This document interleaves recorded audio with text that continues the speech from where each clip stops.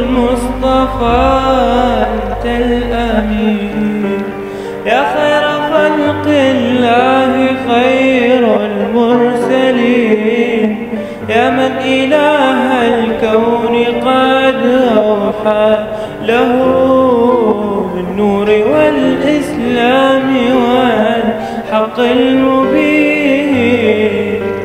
يا سيد الأخلاق يا نور الزمان، يا من نرى في هديه بر الأمان، أنت النبي الهاشمي محمدا، أنشاك ربي رحمة للعالمين.